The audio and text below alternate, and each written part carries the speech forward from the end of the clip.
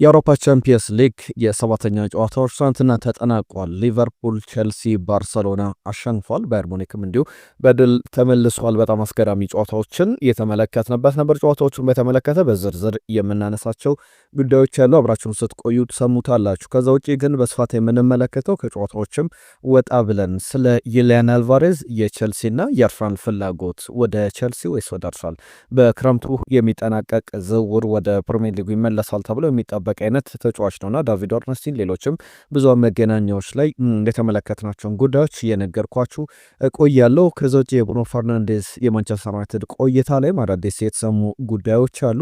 እሱንም እየነገርናችሁ የምንቆይ ነው የሚሆነው። ማንቸስተር ዩናይትድ ሁለት ተጫዋቾችን በውሰት ለቋል። ማንን ሊያመጣ ይችላል? በተለይ የአማካይን ስፍራ ላይ ምን ይጠበቃል? በማንቸስተር ዩናይትድ የዚህ የጥር የዝውውር መስኮት ላይ ከሮቤን ሎፍተስ-ቺክ እንዲሁም ደግሞ ከማቴታ ጋር ስሙ እየተያዘ ይገኛል። ምንድን ነው ያለው ጉዳይ የሚለውን በስፋት እየነገርናችሁ እንቆያለን። እንዲሁ ከአርሰናል ከማንቸስተር ዩናይትድ ውጪ ቼልሲ ቤትም የሚነሱ ሊቨርፑልም ማንቸስተር ሲቲ ቤትም የሚነሱ የዝውውር ጉዳዮች አሉ። በስፋት እየነገርናችሁ እንቆያለን። በተለይ ከቼልሲ ጋር በተያዘ የቪኒ ጁኒየር ጉዳይ፣ ከአርሰናል ጋር በተያዘ ደግሞ የኦዝማን ደምቤሌ ጉዳይ ላይ በወኪሎቻቸው በክለቡ ፕሬዚዳንቶች ጭምር የተሰጡ አስተያየቶች አሉ።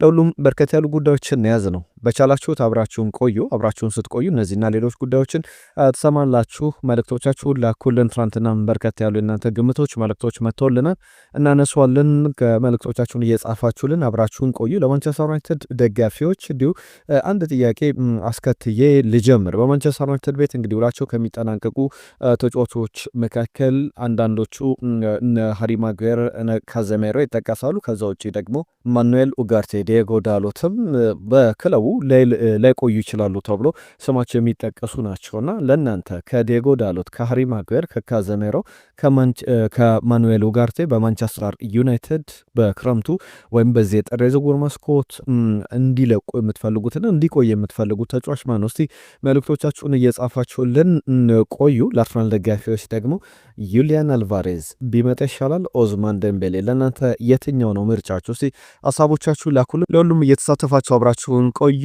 ቤስት ስፖርት ቻናልን ሰብስክራይብ አድርጉ። እንደምንፈልገው የተከታዮቻችን ቁጥር እየጨመሩ አይደለምና ሰብስክራይብ አድርጉ። ይህንን ቪዲዮ ላይክ አድርጋችሁ እንድትጀምሩ ላስታውሳችሁ። በቀጥታ ወደ ጉዳዮቻችን እንለፍና ትናንትና በአውሮፓ ቻምፒየንስ ሊግ የሰባተኛ ጨዋታዎች ተጠናቋል። የሰባተኛ የሊግ ፌዝ መርሃ ግብሮች ሊቨርፑል ወደ ኦሎምፒክ ደ ማርሴ ገጥሞ ነበረ፣ ወደ ፈረንሳይ አቅንቶ በዚህም በስታድ ቨለድሮም የተደረገው ጨዋታ ላይ ሊቨርፑል 3-0 በሆነ ውጤት ማሸነፍ ችሏል።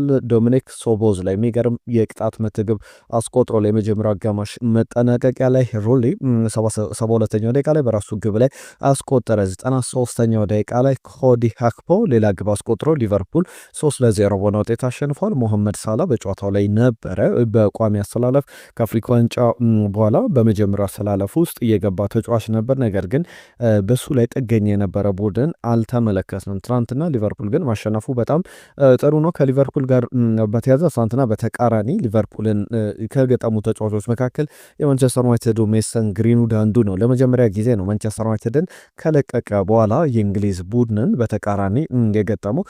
ጥሩ ጨዋታ፣ ጥሩ ነጥብ የሰበሰበበት ነበረ። ሊቨርፑል የኡጎ ኢኪቲኬ ነገር ግን መነጋገሪያ ነበር። ትናንትና ግብ አስቆጥሮ ከጨዋታ ውጭ ተብሎለታል። ግቡ አይደለም መነጋገሪያ የነበረው የሱ የጸጉር ቁርጥ ኦክቶበር፣ ሴፕቴምበር፣ ኦገስት፣ ጃንዋሪ፣ ዲሴምበር ጀምሮ ያሉ ነገሮችን ስንመለከት በጣም ያስገርማሉ። ወደ ሊቡ ከመጣበት ጀምሮ በየወሩ የተለያዩ አይነት አምስተኛ ወሩ ላይ ይገኛል። 5 አይነት የጸጉር ስታይሎችን ተመልክተናል። ትናንትናም ሌላ አይነት የጸጉር ስታይል የተመለከትንበት ነበረ። ከኡጎ ኤኪቲኬ ጋር በተያዘ መነጋገር የነበረው ጉዳይ ከእሱ ጋር ያን ነው። ሊቨርፑል ማሸነፉ በጣም ጥሩ ነው፣ ፎይታን እየሰጠ ነው። እናነሳዋለን በደረጃ ሰንጠረዡ ላይ ምን ላይ እንዳለ። ባርሰሎና ያደረገው ጨዋታ ነበረ 4-2 በሆነ ውጤት ስላቪያ ፕራን አሸንፏል። አስቀድሞ 10ኛው ደቂቃ ላይ ኮሴጅ አስቆጥሮ በስላቪያ ፕራ በኩል መሪ አድርጓቸው ነበረ። ፈርሚን ሎፔዝ 34ኛው ደቂቃ ላይ አቻ ያደረጋቸውና 42ኛው ደቂቃ ላይ ባርሰሎና መምራት ጀመረ። ነገር ግን ሮበርት ሌቫንዶቭስኪ በራሱ በራሱ ግብ ላይ አስቆጥሮ የማይጠበቅ አይነት ስም ሊሆን ይችላል። አሁን ጎልን ስናነሳ ሮበርት ሌቫንዶቭስኪ በራሱ ግብ ላይ አስቆጥሮ ጨዋታው 2-2 የመጀመሪያ አጋማሽ ተጠናቀቀ።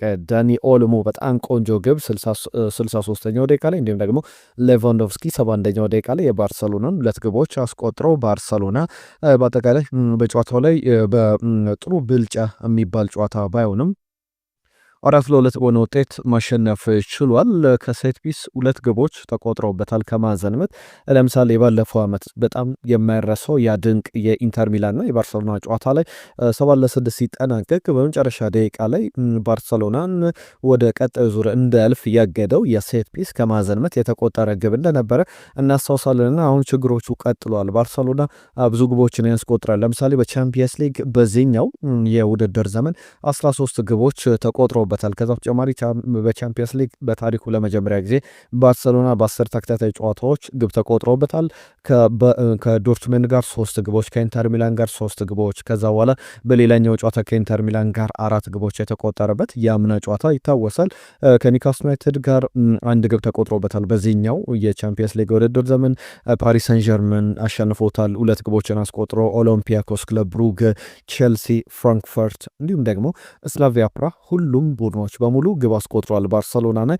ከዛ ውጪ ትናንትና በባርሰሎና በኩል ዘንድሮ በያዝነው የውድድር ዘመን በ8 ጨዋታዎች ላይ የተመራ ወደ ድል መጥቷልና ይህም ጨዋታ የሚጠቀስ ነው። ከነዛ ጨዋታዎች መካከል አትሌቲኮ ማድሪድን፣ የሪያል ቤቲስን፣ የሪያል ሶሴዳድን፣ የዲፖርቲቮ አላቬስን ጨዋታዎች መጥቀስ ይቻላል። በቻምፒየንስ ሊጉም ከአይንትራክ ፍራንክፈርት ጋርም የመራ እንደዚህ አይነት የተመራ ወደ ድል ሬሞንታዳ ይሉታል በዛው በስፔን እንደዚህ አይነት ድሎችን የተመራ ወደ ድል የተመለሰባቸው 8 ጨዋታዎች አሉት። የትናንትናውም ሌላኛው የሚጠቀስ ነው። የራፊኒያ መኖርና ለመኖር ግን በባርሰሎና የውድድር ዘመን ላይ ብዙ ለውጦች እንዳሉት በደንብ አሁንም እየተመለከትን እንገኛለን። ለሁሉም ባርሰሎና አሸንፏል። ሌሎች ጨዋታዎች ላይ ባየር ሙኒክ በሃሪኬን 2 ግቦች ዩኒየን ሳንት ጊሎስን በአሊያንዝ አሬና 2-0 በሆነ ውጤት አሸንፏል። ጋላታሳራይ ከአትሌቲኮ ደ ማድሪድ ያደረጉት ጨዋታ የዲየጎ ሲሞኒ ልጅ ሲሞኒ ግብ አስቆጥሮ መሪ ሆኖ ነበር። አትሌቲኮ ማድሪዶች ጋላታሳራይ የኋላ ኋላ ግብ አስቆጠሩና ሊዮሬንቴ በራሱ ግብ ለኛው ደቂቃ ላይ አስቆጥሮ ጨዋታው 1-1 በሆነ ውጤት ተጠናቋል። የቼልሲን ጨዋታ እናንሳ። ቼልሲ ሌላ አንድ የኮንፈረንስ ጨዋታ የሚያደርግ ይመስል ነበር። በጣም ብዙ ሙከራዎችን ያደረገበት አስገራሚ ጨዋታ ነበረ በቼልሲ በኩል። ለምሳሌ በኳስ ቁጥጥር፣ በሌሎች መለኪያዎች ጭምር ቼልሲ ፍጹም የበላይ ነበር። 71-29 በኳስ ቁጥጥር 7 የግብ ሙከራዎችን አድርጓል። ኦን ታርጌት ነበሩ 7 ኦን ታርጌት ሙከራዎችን፣ 7 ኦፍ ታርጌት ሙከራዎችን ሞክሯል። 15 የማዕዘን ምቶችን አግኝቷል። ልዩነቱ በጣም ሰፊ ነው። በብዙ ቁጥሮች ቼልሲ የበላይነቱን የወሰደበት ነበረ። ሴቭ በማድረግ ደግሞ የፓፎሱ ግብ ጠባቂ በብዙ ኳሶችን ሴቭ በማድረግ በጨዋታው ላይ ጥሩ ነበረ።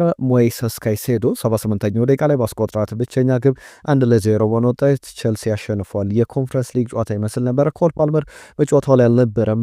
ምክንያቱም ደግሞ ለእሁዱ ጨዋታ ይደርሳል አትጠራጠሩ የሚል አስተያየታቸውን ሰጥቷል። አሰልጣኝ ሊያም ሮዜነር ከኮል ፓልመር ጋር በተያዘ ነገር ግን ማኔጅ ማድረግ አለብን የጉዳት ነገር እንዳያጋጥመው ከስጋትም የመጣ ነው የሚል አስተያየታቸውን ሰጥቷል። በእርግጥ አንደኛው ኤንዞ ማሬስካ ከተሰናበቱበት ምክንያት አንደኛው እንደዚህ አይነት በቼልሲ የሕክምና ቦርድ የሕክምና ቡድን አባላት ሪኮመንዴሽን መሰረት ተጫዋቾችን ረፍት እንዲወስዱ ማድረግ ነውና ያንን ማድረግ አልፈለጉም ነበርና ያሉ መስማማታቸው አንደኛው ምክንያት ነው። ሊያም ሮዜነር ግን ያንን ተስማምቶበት የገቡ ይመስላል። ኮል ፓልመር እሁድ ለሚደረገው የቼልሲ ጨዋታ በእሁዱ ሴለርስ ፓርክ ላይ ክሪስታል ፓላስን የሚገጥመው ነው። በእሁዱ መርሃ ግብር በዛ ጨዋታ ላይ ይመለሳል። በእንግሊዝ ብሔራዊ ቡድን አሁን የመመረጡ ነገር በጣም አጣብቂኝ ውስጥ እየገባ ይመስላል ኮል ፓልመር። ምክንያቱም ጁድ ቤሊንጋም፣ ሞርጋን ሮጀርስ፣ ፊል ፎደን አይነት ሌሎችም ተጫዋቾች አሉ። ሌላኛው ሮጀርስ የኖቲንጋም ፎረስቱ ሞርጋን ጊብስ ዋይትም ጭምር የሚጠቀሱ ናቸውና በደንብ በእነዚህ ተጫዋቾች መካከል ፉክክር አለ። ኮል ፓልመርም እንደዚህ አይነት ፉክክር ይጠበቃል። ለሁሉም ከቼልሲ ጋር በተያዘ 1-0 በሆነ ጠባብ ውጤት አሸንፏል። ሌላኛው አስገራሚ ውጤት የዦዜ ሞሪኒዮ ወደ ዩቬንቱስ ወደ አሊያንዝ አቅንተው ቤኔፊካን ይዘው ያደረጉት ጨዋታ ነበር። በዚህ ጨዋታ ላይ ዩቬንቱስ በጥሩ መንገድ ጥሩ ድል አስመዝግቧል ብሎ መነገር ይቻላል። ጨዋታውን 2-0 በሆነ ውጤት አሸንፏል። ኬፕረን ትሮም 55ኛው ደቂቃ ላይ፣ ማኬና 64ኛው ደቂቃ ላይ የዩቬንቱስን ግቦች ያስቆጠሩ ተጫዋቾች ናቸው። ከጨዋታው ጋር በተያዘ ላነሳ የፈለኩት ነገር የጆዜን ነገር ነው። ጆዜ ማንቸስተር ዩናይትድን እየመሩ ሪያል ማድሪድን እየመሩ በሁለት አጋጣሚዎች ላይ በጣም መነጋገሪያ ሆነ ነበር። ለምሳሌ ማድሪድን እየመሩ ወደ ዩቬንቱስ ሜዳ ያደረጉት የጨዋታ 2018 ኖቬምበር ላይ ይታወሳል። ከዛ ውጭ ግን ከዩቬንቱስ ደጋፊዎች ጋር ግጭት ውስጥ የገቡበት ዋን ማታ እንዲሁም ደግሞ ሊዮናርዶ ቦኑቺ በራሱ ግብ ላይ ግብ አስቆጥሮ 1-0 እየተመራ የነበረው ማንቸስተር ዩናይትድ 2-1 በሆነ ውጤት ያሸነፈበት ያ ጨዋታ ይታወሳልና በወቅቱ ጆዜ ነገሩን ሲያስታውሱ 90 ደቂቃ ሙሉ ሲጮብኝ ኢንሰልት ሲያደርጉኝ ነበረ የዩቬንቱስ ደጋፊዎች። ከዚ ጨዋታው ሲጠናቀቅ ጆዜ የተለመደ ነገራቸውን አድርገዋል። እጃቸውን ወደ ጆሮቸው አድርገው ማንቸስተር ዩናይትድ ካሸነፈ በኋላ እስቲያውን ድምጻችሁን ልስማው የሚል አስተያየትን ነገር ሲሰጡ ተመልክተ እንደነበረ እናስታውሳለን። ለሁሉም አሁን የጆዜ ጉዳይን ለማንሳት ነው የወደድ ነው። በቤኔፊካን የዛው በዩቬንቱስ ተሸንፏል። የቻምፒየንስ ሊግ የደረጃ ሰንጠረዡን ላንሳላችሁ። አርሰናል በቶፕ ቱ ላይ ማጠናቀቁን አረጋግጧል። ባየር ሙኒክም ሌላኛው ቡድን ሆኗል ወደ ቀጣዩ ዙር ማለፉን ያረጋገጠ የመጀመሪያ 8 ቡድኖች ውስጥ መካከል የሚጠቀስ ሆኗል። ሪያል ማድሪድ 15 ነጥቦችን ይዞ 3ኛ ደረጃ ላይ ይገኛል። ሊቨርፑል 4ኛ ነው 15 አለው። ቶትናም ሆትስፐር 14 ነጥቦችን ይዟል። ፓሪስ ሰን ዠርመን 13 ነጥቦችን ሰብስቦ 6ኛ ነው። ኒውካስል ዩናይትድ፣ ቼልሲ ከመጀመሪያ 5 ቡድኖች ከ8ቱ 5ቱ የእንግሊዝ ቡድኖች ናቸው።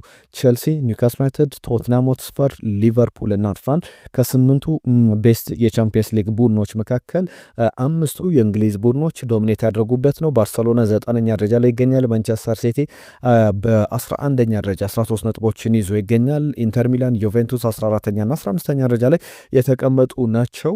ማርሴን ስንመለከት በ19ኛ ደረጃ ላይ ይገኛል። ሌሎችም በቤኔፊካን ብንመለከት አሁን ከቻምፒየንስ ሊግ ውጪ ነው ብሎ መናገር ይቻላል። ከሚወርዱት ከሚሰናበቱት ቡድኖች መካከል አንዱ ነው። አሁን ባለው የነጥብ ልዩነት በቀጣይ የመጨረሻውን ጨዋታ አሸንፎ የሌሎች ቡድኖችን መሸነፍ ይጠብቃል። ለሁሉም የቻምፒየንስ ሊግ ጨዋታዎች እነዚህን ይመስላሉ። ሌሎች አጫጭር ጉዳዮችን እያነሳን እንቆይ። የዝውውር ጉዳዮችን ማንቸስተር ዩናይትድ ቤት አስቀድመን እንጀምራለን። ቅድም ያነሳላችሁን ጥያቄዎች መልእክቶቻችሁን እስቲ ላኩልን። ዲየጎ ዳሎት፣ ሃሪ ማጉዌር፣ ካዘሜሮ፣ ማኑኤል ኡጋርቴ በማንቸስተር ዩናይትድ አንዱን አቆዩ ብትባሉ ማንም መምረጥ ትችላላችሁ። በእርግጥ ከዘሜሮ ጋር በተያዘ በያዝነው የውድድር ዘመን በሁሉም ውድድሮች 35 ጨዋታዎችን በቋሚ አሰላለፍ መጀመር የሚችል ከሆነ አንድ ዓመት ውሉ ማራዘም በራሱ ያለ ማንቸስተር ዩናይትድ ፈቃድ ማራዘም ይችላል። ነገር ግን 35 ጨዋታዎች ይጀምራሉ ወይ እስካሁን የጀመራቸውን ከዛ በኋላ ማንቸስተር ዩናይትድ አሁን 16 የፕሪሚየር ሊግ ጨዋታዎች ይቀሩታልና በጣም ጠባብ እድል ያለው ይመስላል። በእርግጥ ሌሎች ውድድሮች ቢኖሩ ኖሮ ዩሮፓ ሊግ፣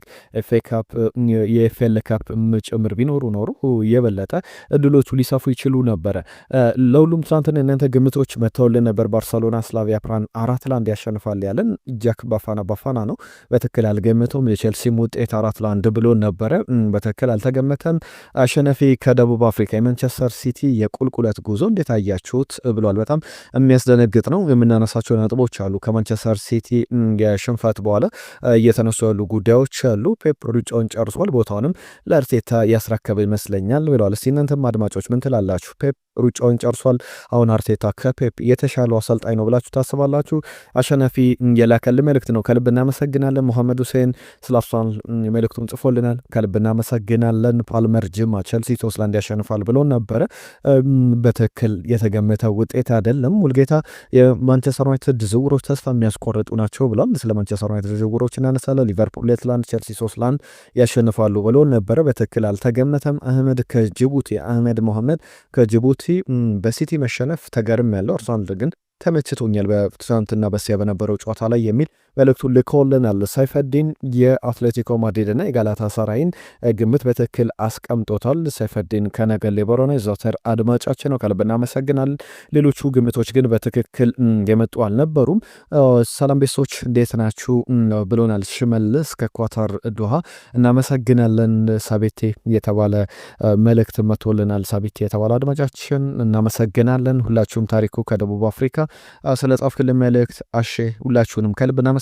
መልእክቶቻችሁን ዛሬም ጻፉልን። በርከት ያሉ ጉዳዮችን አሁንም እያነሳን እንቆያለን። ቆይታችን አልተጠናቀቀም። ከማንቸስተር ዩናይትድ ጋር በተያያዘ የሚነሱ ነጥቦች አሉ። በተለይ ደግሞ በዚህ የክረምቱ የዝውውር መስኮትን በተመለከተ ስለ ብሩኖ ፈርናንዴዝም በጥር የዝውውር መስኮት እነማን ሊመጡ ይችላሉ የሚሉ ጉዳዮችን አያይዤ ላንሳላችሁ። በተለይ ደግሞ ትናንትና በማንቸስተር ዩናይትድ ሊመጡ ይችላሉ ተብሎ ስሞችን ስንሰማ ነበር። ከነዚህ መካከል አማካኝ ስፍራ ላይ የሮበን ሎፍተስ-ቺክ ጉዳይ እየተነሳ ይገኛል። ማኑኤል ኡጋርቴም ወደ አያክስ አምስተርዳም ይሄዳል አይሄድም ትልቁ ጥያቄ ነበርና እነዚህ ጉዳዮች አንድ ሁለት ነጥቦችን የሚያስነሱ ናቸው። ማኑኤል ኡጋርቴም በተመለከተ ከአያክስ አምስተርዳም ጋር ማንቸስተር ዩናይትድ እስካሁን ስምምነት ላይ አልደረሰም። ማንቸስተር ዩናይትድ ተጫዋቹን በሽያጭ ነው መልቀቅ የሚፈልገው። አያክስ አምስተርዳም ደግሞ በውሰት ነው እየፈለገ የሚገኘው። ለውሰትማ ማንቸስተር ዩናይትድ ቢያቆዩ የተሻለ ይመስላል። ዘቴሌግራፍ ላይ ደግሞ የሮበን ሎፍተስ-ቺክ ጉዳይ የተነሳ ይገኛል። የቀድሞ ቼልሲ ተጫዋች ነው። አሁን በኤሲ ሚላን ይጫወታል። 29 ዓመቱ ላይ ይገኛል። ወደ እንግሊዝ መመለስ ይፈልጋል ወደ ሀገሩ። በዚህም በማንቸስተር ዩናይትድ በውሰት ሁሉ የኤሲ ሚላን ሰዎች ተጫዋቹን ማንቸስተር ዩናይትድ እንዲያስፈርመው ኦፈር ተደርጓል። ማንቸስተር ዩናይትድ ተጫዋቹን እንዲያስፈርመው ጥያቄ ቀርቦለታል። የማንቸስተር ዩናይትድ ውሳኔ ይጠበቃል። በእርግጥ አስቶን ቪላም የተጫዋቹ ፈላጊ ስለመሆኑ ዘቴሌግራፍ ላይ የተመለከትኩት መረጃ ያሳያል። አማካኝ ስፍራ ላይ ያሉ የማንቸስተር ዩናይትድ ጉዳዮች እነዚህን ይመስላሉ። ሌሎችም የሚነሱ ጉዳዮች አሉ። ቶቢ ኮሊየርን ብዙዎቻችሁ በደንብ ተመልከታችሁታል። በኤሪክ ተን ሃግ ጊዜ ትንሽ እድሎችን አግኝቶ ነበረ። በዌስትብሮም አልቢዮን ግማሹን ሲዝን በውሰት አሳልፎ ነበር። ወደ ማንቸስተር ዩናይትድ ጥር 1 ሲል መመለሱ ይታወቃል። አሁን በድጋሚ ሃል ሲቲን በውሰቱን እስከ ውድድር ዓመቱ መጨረሻ ድረስ የተቀላቀለ ተጫዋች ነው። ሃሪ ሃማስንም በተመለከተ ወደ ዋትፈርድ በውሰት ውል ተቀላቅሏል። ቀጣዩን ጊዜ በሼፊልድ ዌድነስዴይ ነበረ ግማሹን ውድድር ዘመን ያሳልፈው ያለ ጨዋታዎችን አድርጎ ነበረ። እነዚህ ተጫዋቾች የበለጠ ጥሩ የመጫወቻ ጊዜ ያገኛሉ ተብሎ ይጠበቃል። ከማቴታ ጋር በተያዘ እየተነሳ ያለ ጉዳይ አለ። ማንቸስተር ዩናይትድ ማቴታን በክረምቱ ይፈልገው ነበረ። በተለይ ደግሞ ኦሌ ዋትኪንስ ወይም ደግሞ ጆን ፊሊፔ ማቴታን በእነዚህ ተጫዋቾች ዙሪያ ብዙ ሀሳቦች ሲሰጡ ነበር። አሁንም ድጋሚ ከክሪስታል ፓላስ መልቀቅ እፈልጋለሁ አምቢሽን የለውም የሚል ሀሳቡን ከሰጠ በኋላ ከማንቸስተር ዩናይትድ ጋር ስሙ ሲያዝ ሰምተናል። ነገር ግን ትክክለኛ ዜና ነው ብዬ አላስብም። ምክንያቱም ማቴታን አጥብቀው ይፈልጉት የነበሩት ሩበን አሞሪም ነበሩ። ምክንያቱም ደግሞ የፕሪሚየር ሊግ ልምድ ያለው ተጫዋች ነውና እስከ 200 ሚሊዮን ፓውንድ አውጥቷል። ብሪያን ምቤሞ፣ ማቲያስ ኩና፣ ቤንያሚን ሼሽኮ ማንቸስተር ዩናይትድን ሲቀላቀሉ ማለት ነውና በወቅቱ አሰልጣኙ በእርግጥ ቤንያሚን ሼሽኮን አልፈለጉትም። ኦሌ ዋትኪንስ እንዲመጣ ነበረ ሩበን አሞሪም ተሰናባቹ አሰልጣኝ ምርጫቸው የነበሩና ጆን ፊሊፔ ማቴታን ወደ ማንቸስተር ዩናይትድ የሚሆን ጉዳይ አይመስልም። ብዙ ሀሳቦች እየተሰጡበት ይገኛሉ። በዛ ላይ ደግሞ ማንቸስተር ዩናይትድ አሁን አማካኝ ስፍራ ላይ ነው ተከላካይ ነው ማስፈረም ያለበት ወይስ ደግሞ አጥቂ የሚለው በቁጥሮች ብቻ መመለስ የምንችለው ጉዳይ ነው። ማንቸስተር ዩናይትድ በያዝነው የውድድር ዘመን በፕሪሚየር ሊግ ብንመለከተው ብዙ የግብ ሙከራዎችን በማድረግ ቀዳሚ ነው። ኦን ታርጌት ሙከራዎችንም በማድረግ ቀዳሚ ነው። በቻንስ ክሬትድ በሊጉ ለሁለተኛ ነው። ብዙ ግቦችን በማስቆጠር ደግሞ በሊጉ 3ኛ ደረጃ ላይ የሚቀመጥ ቡድን ነውና እነዚህን ስንደማምር አስፈሪ የአጥቂ ስፍራ እንዳለው የሚያሳይ ነው። አማካኝ ስፍራ ላይ ግን ያልተረጋጋ ነገሮች አሉ። ለምሳሌ ብሩኖ ፈርናንዴዝን እንመልከት። በእንግሊዝ ፕሪሚየር ሊግ የማንቸስተር ሲቲው ጨዋታ ላይ ተከትሎ የሁለተኛ ሳምንት የሊጉ ኦፊሻል የሳምንቱ ምርጥ ተጫዋች ተብሎ ተመርጧል። ከዛ ውጪ ደግሞ ብሩኖ ፈርናንዴዝ ብንመለከተው እስካሁን በማንቸስተር ዩናይትድ 100 አሲስቶች ለመድረስ 4 አሲስቶች ብቻ ነው የሚቀሩትና እንደሱ አይነት ተጫዋቾች ባሉበት ቡድን አማካኝ ስፍራ ላይ ማንቸስተር ዩናይትድ እሱን ወደፊት አድርጎት ሲጫወትና ከኋላ ሲሆን አማካኝ የካዘሜሮ አጣማሪ የሆኑ በ3 ተከላካዮች በ3-4-2-1 ሲሰለፍ ማንቸስተር ዩናይትድ ብዙ ችግሮች የታዩበት ማንቸስተር ዩናይትድ ነበር። አሁን ግን ብሩኖ ፈርናንዴዝ ወደፊት ሲሄድ የበለጠ ማንቸስተር ዩናይትድ ብዙ ግብ የሚያስቆጥር የበለጠ የሚያስፈራ እየሆነ ይገኛልና በተጫዋቹ ጉዳይ ላይም ሲባክን ነበረ ብሎ መናገር ይቻላል። እናንተስ ምን ታስባላችሁ? ብሩኖ ፈርናንዴዝ ቆይታ እንዴት ነበረ? በአማካኝ ስፍራ ላይ አሁን በ10 ቁጥር ቦታ የማንቸስተር ሲቲ ጨዋታ ላይ የተመለከትነው አይነት ብሩኖ ፈርናንዴዝን ለረጅም ጊዜ አልተመለከትንም ብሎ መናገር ይቻላል። በጣም የተሻሻለውን በጣም አስገራሚ አደገኛውን ብሩኖ ፈርናንዴዝ የተመለከትንበት ነው። ከማንቸስተር ዩናይትድ ጋር በተያያዘ አንድ ተጨማሪ ዓመት በክለቡ ለማቆየት ይፈልጋል ብሩኖ ፈርናንዴዝን የሚል መረጃ ተመልክቻለሁ። ሮብ ዳውሰን የተባለው የኢኤስፒኤን ጋዜጠኛ ነው ዘገባውን ይዘው ተወጣው ከማንቸስተር ዩናይትድ አመራሮች ከብሩኖ ፈርናንዴዝ ወኪሎችና ከሱም ጋር ንግግር ስለማድረጋቸው የሚያሳዩ ዘገባዎችን የተመለከተ እንገኛለን። ለሁሉም የማንቸስተር ዩናይትድ ጉዳዮችን እዚህ ላይ ገታ እናደርግና አርሰናልን የተመለከቱ ጉዳዮችን ላንሳላችሁ። አርሰናልን በተመለከተ ዳቪድ ኦርነስቲን ፖቴንሻል የአርሰናል ቀጣይ ዝውውሮች እነማን ሊሆኑ ይችላሉ በሚል ዩሊያን አልቫሬዝ ብሎ ጀምሯል። ዩሊያን አልቫሬዝ በማንቸስተር ሲቲ የነበረውን ጊዜ እናስታውሳለን። ወደ አትሌቲኮ ማድሪድ ከሄደ በኋላ በአትሌቲኮ ማድሪድ በሚፈልገው ልክ በጣም እየተጫወተ እንዳልሆነና የተጫዋቹ ብቃት መውረድ አይደለም ከቡድኑ አጠቃላይ ሂደት ጋር በተያዘ ከዋንጫ እየራቀ መጥቷልና ወደ ሌላ ቡድን ዝውውሩ ማድረግ ይፈልጋል የሚሉ ዘገባዎች እየወጡ ይገኛሉ። ዳቪድ ኦርንስቲንም በክረምቱ አርሰናል ቀድሞ ሊያስፈርሙ የሚፈልገው ስም ዝርዝሮች መካከል አንደኛው ዩሊያን አልቫሬዝ ነው የሚል ነገር አንስቷል። ክረምት ስንል በዚህኛው የዝውውር መስኮት አይደለም፣ በፈረንጆቹ ሰመር በእኛ ክረምት ላይ የሚደረግ ዝውውር እንደሆነ መናገር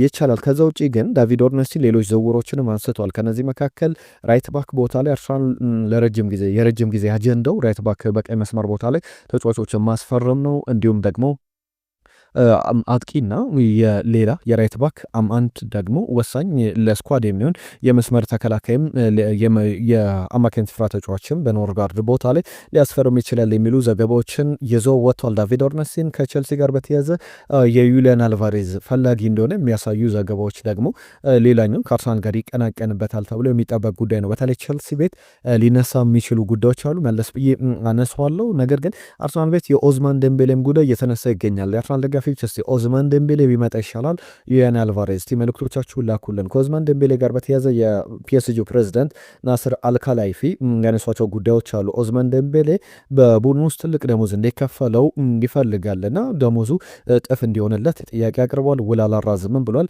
እስከ 2027 ድረስ ውል አለው። ባሎን ዶር ካሸነፈ በኋላ በክለቡ ትልቅ የጀግና አይነት ነውና እሳቸውን ለእኛ እንደ ጀግና ነው፣ በቡድኑ ውስጥ በጣም አስፈላጊ ተጫዋች ነውና ነገር ግን በቡድኑ ሳላሪ ካፕ አለ፣ የደሞዝ ገደብ አለና ሁሉም ያንን ያውቀዋል የሚል ደሞዝ ልንጨምርለት በጣም የተጋነነ ደሞዝ እንደማይኖር ይህ ቡድን እንደ ክለብም እንደ ቲምም ዋናው አስፈላጊ ነገር የቡድኑ መቆየት ነው የሚል በፊት ስህተቶቻቸው ከነ ናይማር ጁኒየር ከነ ሊዮኔል ሜሲ ከነ ከላን ኤምባፔ ትልልቅ ደሞዝ መክፈል ጋር በተያዘ ምንም ፍሬ ያፈራ ነገር አለመኖሩን ተከትሎ የናስር አልካላይፊ የፒኤስጂ ፕሬዚዳንት ይህንን ሀሳብ ሰጥቷል። ስለዚህ ኦዝማን ደምቤሌ ምናልባት ሊለቅ የሚችልበት እድል አለ የሚሉ እድሎችን ያሳፎናል። ከዩሊያን አልቫሬዝ እና ከቼልሲ ጋር በተያዘ ላይቭ ስኮር ላይ የተመለከትኩት መረጃ ዩሊያን አልቫሬዝ በቼልሲ በክረምት ከሚፈለጉ ትልቅ ተጫዋቾች መካከል አንዱ ነው የሚል ዘገባን ተመልክቻለሁ። ከ100 ሚሊዮን ፓውንድ በላይ ግን ክለቦችን ሊያስወጣ ይችላል። በተለይ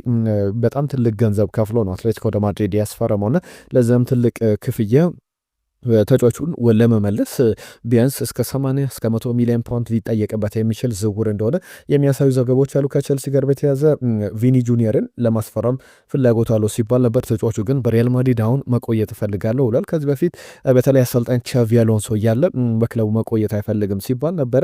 ከዛ በተጨማሪ አስ የተባለው የስፔን ጋዜጣ ይዞት የወጣው ዘገባ ላይ ደግሞ ፌዴሪኮ ፔና ባለፈው የሞናኮ ጨዋታ ላይ በቤርናቦ ነበር። ከዛ በኋላ ከሪያል ማድሪድ ፕሬዚዳንት ጋር ስለመገናኘቱ ነው ውይይት ስለማድረጉ። ብራዚላዊው 18 ወራት ቀሪ ኮንትራት አሉት። የያዝነው የውድድር ዘመን ነው 2027 ማለት ነው። እስከ 2027 ድረስ የሚያቆይ ውል አለውና በዚህ ጉዳዮች ላይ የተነሱ ጉዳዮች አሉ። በጣም ትልቅ ሀሳቦች የተመለከትንበት ነው። ቸልሲና ማንቸስተር ዩናይትድን በተመለከተ ሌላ አንድ ወጣት ተጫዋች ላይ ሲፎካከሩ ነበረ።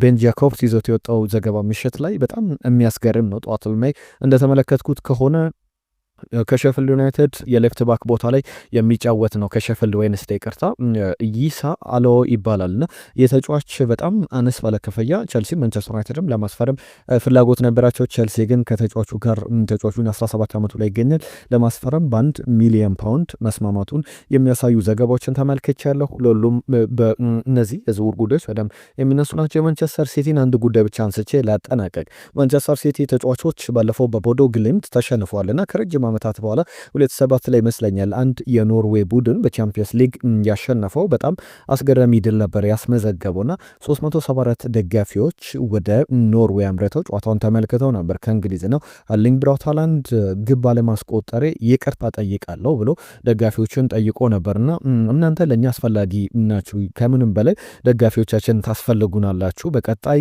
ደግሞ ውጤቱን ለማሻሻል ቃል እንገባለን ብሏል። የማንቸስተር ሲቲ አምበሎች ናቸው ይህንን የሚሉት። በርናንዶ ሲልቫ ሃላንድ ብራውት ሃላንድ፣ ሩበን ዲያሽ፣ ሮድሪ አይነት ተጫዋቾች ናቸው ይቅርታ የጠየቁት። ከዛ በኋላ ወደዛ ለተጓዙ ደጋፊዎች ደግሞ ያወጡትን ገንዘብ እንደሚመልሱ ቃል ገብቷል። በጣም አስገራሚ መረጃ የተመለከትንበት ጉዳይ ነው። ለሁሉም ክብሮትና ክብሯት ስፖርታዊ ጉዳዮቻችን እነዚህን ይመስሉ ነበር። አብራችሁን ስለነበራችሁ ከልብ እናመሰግናለን። በርከት ያሉ ጉዳዮችን ነገርናችሁ። ቤስት ስፖርትን ሰብስክራይብ አድርጉ። አዳዲስ ጉዳዮችን ይዘን እንመጣለን። ለወዳጆቻችሁ ሼር አድርጉ። ይህንን ቪዲዮ በቻላችሁት ቆይታችሁን ከኛ ጋር ስላደረጋችሁ ከልብ እናመሰግናለን። ጤና ይስጥልን።